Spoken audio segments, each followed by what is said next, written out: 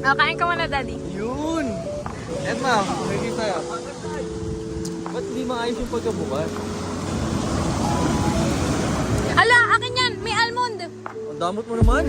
Meron lang iba eh. Ngayon pa lang ako kakain. Almond. Meron pa doon. Kaya talaga. Go, go, go!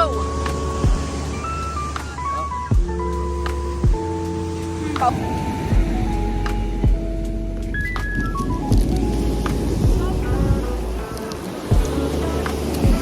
Pupunta tayong dagat para kumain ng chocolate.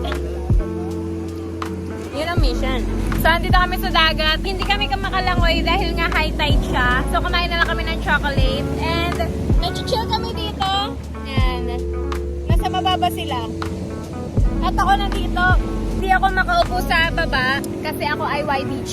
Young Bloods Gang.